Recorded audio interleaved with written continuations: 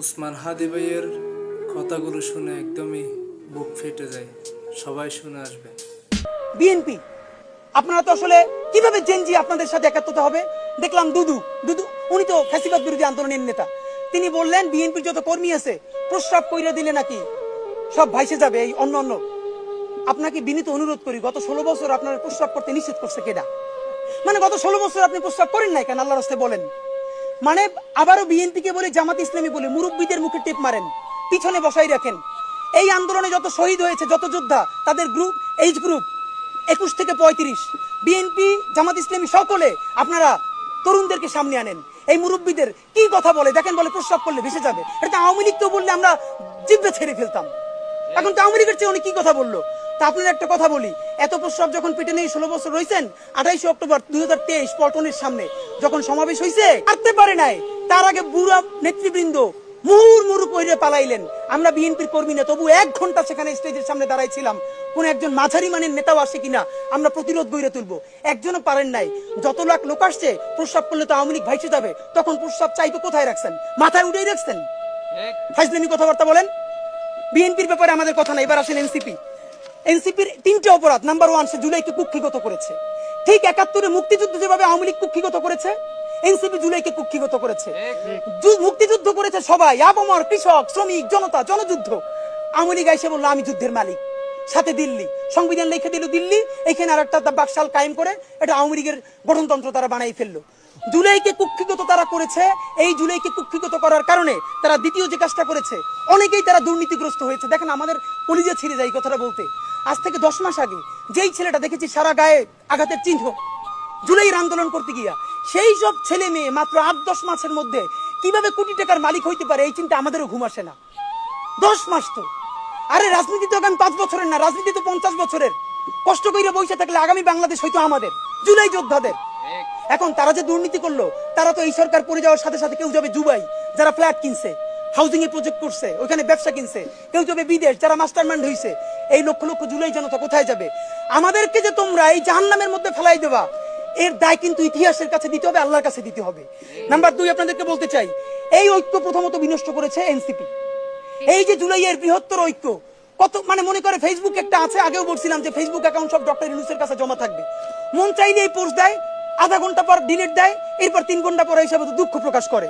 ভাই এটা কি বাচ্চা কাচ্চাদের ওই হান্ডি পাতিল খেলা, যে ঠিক আছে খেলবো না, হারাই ফেরত দাও, একটু পরে এসে আবার ঠিক আছে খেলা শুরু করি?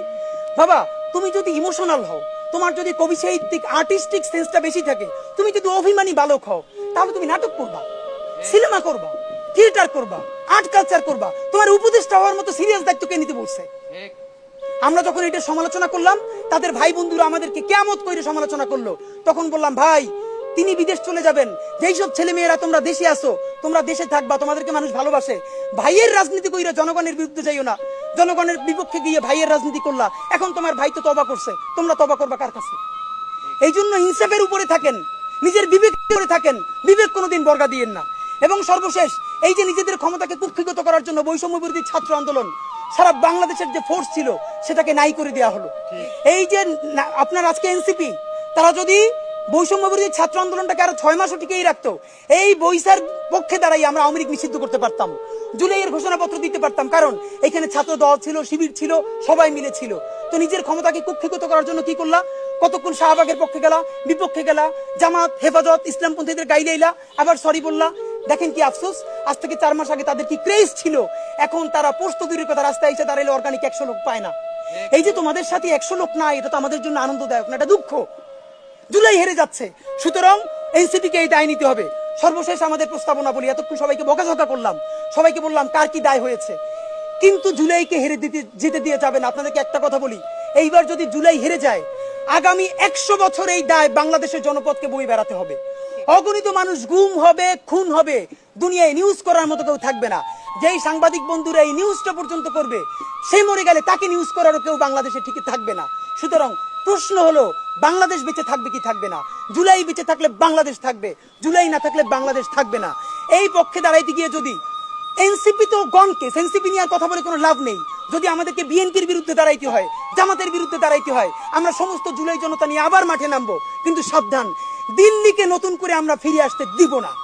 আপনাদেরকে জানাই আমাদের সুনির্দিষ্ট প্রস্তাবনা, এই সরকারকে মাত্র 3টে ম্যান্ডেট নিয়ে আগামী কয়েকদিন টিকে থাকতে হবে। ডক্টর ইউনূস, আপনি মনে চাইলেই পদত্যাগ করতে পারবেন না, কারণ আপনাকে ম্যান্ডেট দিয়েছে যে শহীদের পরিবার, আপনি শহীদ পরিবারের সাথে বসেছেন। বিএনপি বলুক, সেনাবাহিনী বলুক, সেনাবাহিনী আপনাকে সহযোগিতা যদি না করে সেই দায় সেনাবাহিনীর থাকবে। সেনাবাহিনী, আপনাদের প্রতি বিনীত অনুরোধ, আপনারা পাকিস্তানপন্থী সেনাবাহিনী হওয়ার চেষ্টা করেন। দেখেন, পাকিস্তান সেনাবাহিনী বেশি বেশি ইন্টারফেয়ার করার কারণে পাকিস্তান রাষ্ট্রটা দাঁড়ায় নাই, রাষ্ট্র হিসেবে ফাংশন করতে পারে না।